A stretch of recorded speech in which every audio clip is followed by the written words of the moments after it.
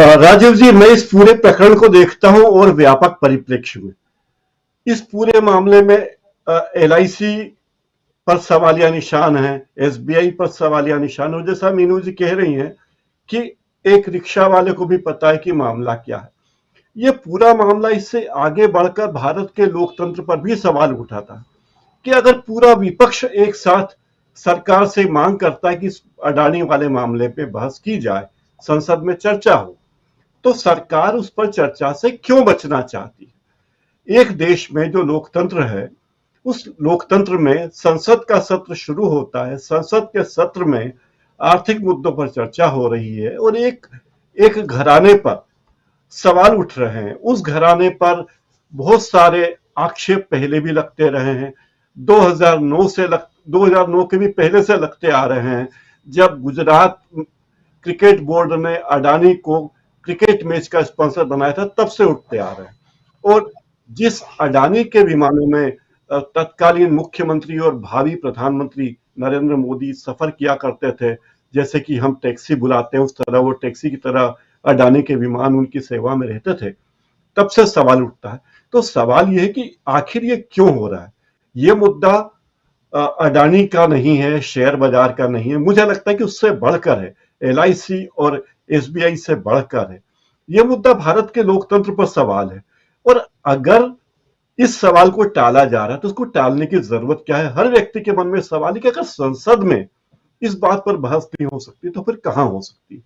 संसद को आप प्रतीक मानते हो, और यहां जाकर मुझे लगता है पूरी हमारी संसदीय मर्यादाएं खंडित की जा रही हैं इस तरह कि अगर आप अडानी पर सवाल नहीं पूछ सकते तो इतना बड़ा लोकतंत्र, जहां 80 करोड़ से ज्यादा लोग मतदान का उपयोग करके सरकार चुन सकते हैं, तो उनके सवालों का जवाब आखिर कहां हो सकता है? आखिर संसद बनाया क्यों गया है? आखिर संसद की महत्ता क्या है? क्या संसद की महत्ता इसीलिए है कि हम वहां पर सरकारी मंत्रियों के बयानात सुने? एक होता है मंत्रिमंडल और एक होती है मित्र मंडली। तो मंत्रिमंडल के बजाय मित्र मंडली अगर ज्यादा इंपॉर्टेंट हो, बड़ी चिंता की बात है।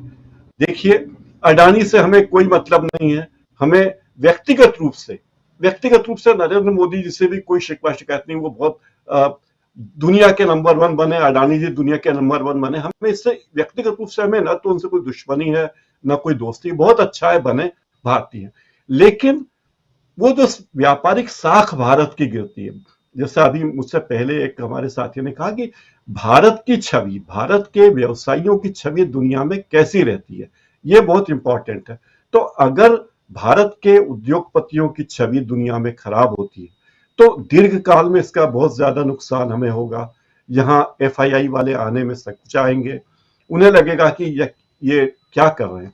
और जो एलआईसी कहता है जिंदगी के साथ भी, जिंदगी के बाद भी, उस एलआईसी की निष्ठा पर सवाल उठने लगेंगे।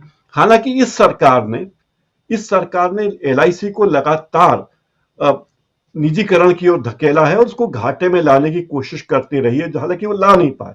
पूरे एलआईसी का स्ट्रक्चर बर्बाद कर दिया गया, उसके एजेंटों को जो कमीशन दिया जाने वाला था वो बंद कर दिया गया, वहां से शुरुआत हुई।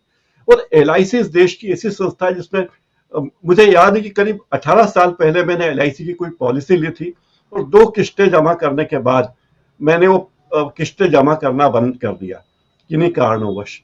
तो 18 साल बाद एलआईसी की चिट्ठी मुझे आई कि आपने इतने पैसे जमा किए थे और ब्याज सहित इतने हो गए हैं, आप अपना आधार कार्ड, पैन कार्ड लेकर आइए और वो पैसा चेक ले जाइए। और दूसरी तरफ एक निजी बीमा कंपनी में मेरे पैसे जमा थे, मैंने 10 साल में वहां पर 60,000 रुपए जमा किए थे। 10 साल बाद मुझे वो कई महीनों की मशक्कत के बाद 62,000 रुपए मिले, क्योंकि एलआईसी को नुकसान पहुंचाकर ये सरकार निजी बीमा कंपनियों को प्रमोट करना चाहती। अब मैं नाम ही ले लूं, अनिल अंबानी की बीमा कंपनी को सरकार ने जिस तरह से फायदा पहुंचाने की कोशिश की और अनिल अंबानी भी डूब गए। अब मोदी को, हालांकि मोदी बहुत बड़े उद्योगपति हैं, शेयर बाजार में उनकी खपत कितनी भी कम हो जाए, वे कोई कटोरा लेकर हमारे पास आने वाले नहीं है, वे देश के बहुत अरबपति हैं, अरबपति ही रहेंगे।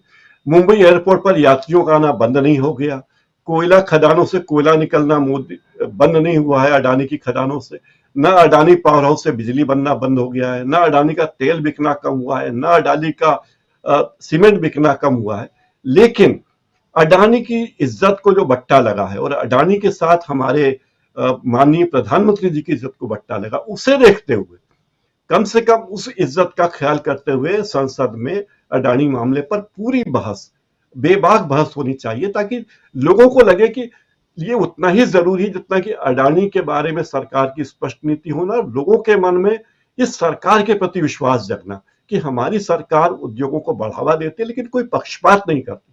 सवाल उठता है कि जब मोदी जी चीन जाते हैं, ऑस्ट्रेलिया जाते हैं, जर्मनी जाते हैं, इजराइल जाते हैं, तो अपने विमान में पहले पत्रकारों को प्रधानमंत्री ले जाया करते थे, अब उद्योगपतियों को ले जाते हैं, और हर बार गौतम अडानी अनिवार्यतः उनके साथ जाते हैं। तो ये लोगों को तब से शक है कि जो प्रधानमंत्री इस देश के मीडिया के लोगों को ले जाते थे, वो कुछ उद्योगपतियों को क्यों ले जाते, और वहां जाने के बाद उन उद्योगपतियों को बढ़ावा देने के लिए सरकार क्यों कदम उठाती।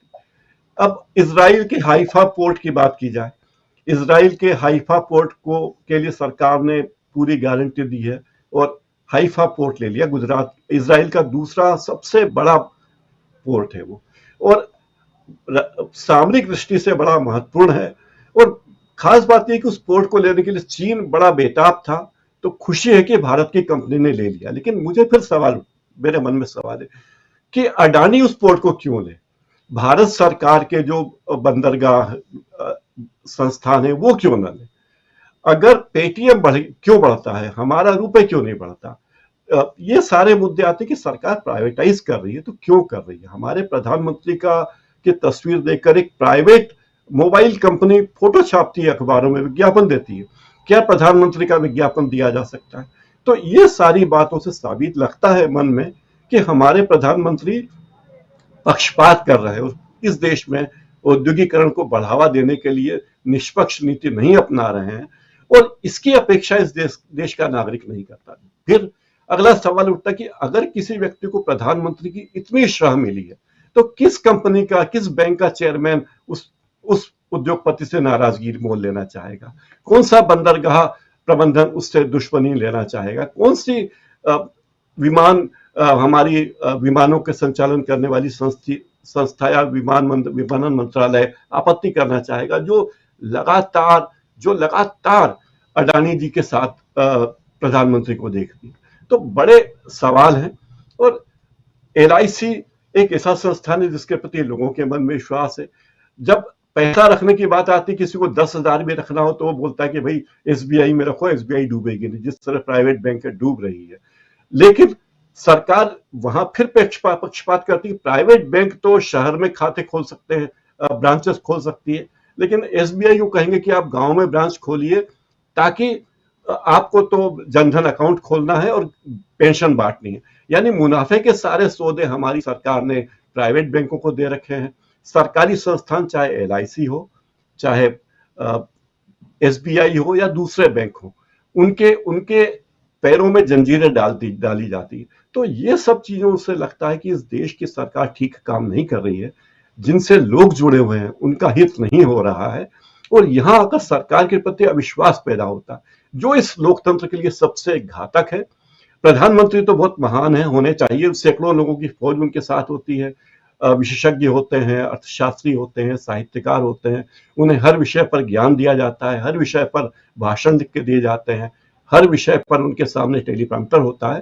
तो प्रधानमंत्री जी, मतलब नरेंद्र मोदी से हमें बहुत शिकायतें हैं, प्रधानमंत्री हमारे देश के हैं, उनके प्रति हमारे मन में सम्मान है, और वे दुनिया में जाएं, बहुत इज्जत कमाएं, लेकिन इस तरह इज्जत ना कमाएं ये लगे कि वे कुछ उद्योगपतियों के साथ हैं, गलत लोगों के साथ हैं, एक खास धर्म के लोगों के साथ हैं।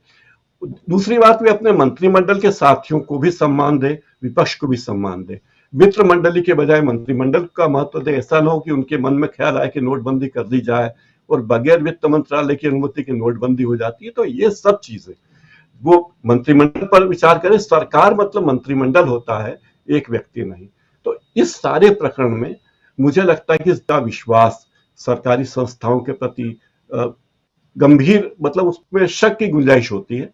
और माननीय प्रधानमंत्री जी और लोकतंत्र के प्रति भी मेरी आस्था में कुछ शक होता है कि अगर प्रधानमंत्री के पद पर बैठा आदमी इस तरह पक्षपात करेगा, तो इस देश में एक पटवारी से हम क्या अपेक्षा करेंगे कि वो पक्षपात नहीं करेगा।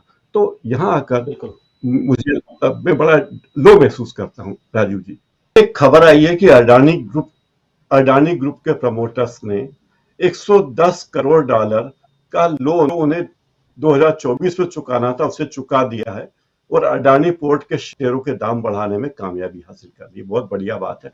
लेकिन इसी के साथ में एक दूसरी बात कर रहा हूँ, LIC से जुड़ी हुई बात है ये, कि 1956 में भारतीय जीवन बीमा निगम बनाया गया था। उसके पहले सैकड़ों प्राइवेट बीमा कंपनियां थी, उन सब कंपनियों को मिलाकर जीवन बीमा निगम बनाया गया था। तो कल कोलकाता के एक उद्योगपति हरिदास बुंदड़ा ने क्या किया था, LIC के शेयर्स में 1957 में 1.25 करोड़ रुपए, 1,25,00,000 रुपए के शेयर खरीद लिए। और ये कहा जाता है कि ये जो तब के वित्त मंत्री थे TT के कृष्णमाचारी, उनके कहने पे उन्होंने शेयर खरीदे थे, वित्त मंत्री के कहने पर। क्योंकि मुंदड़ा जी ने उनको शेयर इसलिए दिए गए थे क्योंकि हरिदास मुंदड़ा जी ने कांग्रेस पार्टी को 2,50,000 रुपए चंदा दिए थे। इसके बदले में LIC ने वो शेयर खरीद लिए। इस मामले में प्रधानमंत्री जवाहरलाल नेहरू के दामाद फिरोज गांधी ने संसद में बहुत हंगामा किया और मामले की जांच बैठी। वित्त मंत्री कृष्णमाचारी को इस्तीफा देना पड़ा और मुंदड़ा साहब को जेल जाना पड़ा, जबकि ऐसा कोई आर्थिक घोटाला इस तरह से नहीं था। अगर आप उस संदर्भ में आज के घटनाक्रम को देखें तो समझ में आता है कि मामला कितना संगीन। हर्षद मेहता के घोटाले की बात हुई।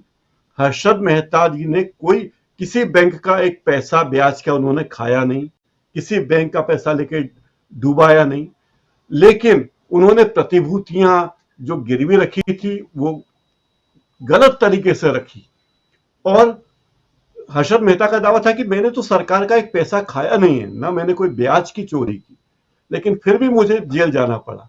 तो सवाल ये कि आर्थिक नियमन ऐसी चीजें होती है जिस पर बहुत गंभीरता से ध्यान रखना होता है। व्यवसाय में जो सबसे महत्वपूर्ण बात है वो प्रतिष्ठा होती है। एक बार अगर व्यक्ति ने गलत काम किए, बेईमानी की, तो उस व्यक्ति की प्रतिष्ठा धूल दूषित हो जाती है। हम हमारे छोटे छोटे गांव में भी देखते हैं कि जो बड़े व्यापारी हैं, इंदौर में भी मैंने देखा कि एक बहुत बड़े कपड़े के व्यापारी थे, उन्होंने कुछ कर्ज ले लिया था और जब कर्जा चुकाने की नौबत आई, उन्हें परेशानी हुई, तो उन्होंने अपनी कोठी बेच दी और अपना कर्ज चुकाया ताकि प्रतिष्ठा बरकरार रहे। तो व्यवसाय में ये सब किया जाता है। अब इस वक्त हमारी सरकार की प्रतिष्ठा दांव पे लगी है। जवाहरलाल नेहरू ने जिस तरह 1.25 करोड़ के शेयर के मामले में जांच कमेटी बैठाई और वित्त मंत्री को हटने पर मजबूर कर दिया, उनका इस्तीफा ले लिया, वैसा ही कुछ अभी होना चाहिए। प्रधानमंत्री मोदी जांच बिठाएं, अगर अडानी जी ने गड़बड़ किया है तो उनके खिलाफ जो भी कार्रवाई, न्यायालयीन कार्रवाई हो सकती है हो, और वित्त मंत्री पर जिन पर यह दायित्व है उनकी जिम्मेदारी भी तय हो। प्रधानमंत्री तो हर मामले के लिए जिम्मेदार हैं ही, वो खुद भी तय करें कि आखिर उनकी जिम्मेदारी कहां तक है और क्या है।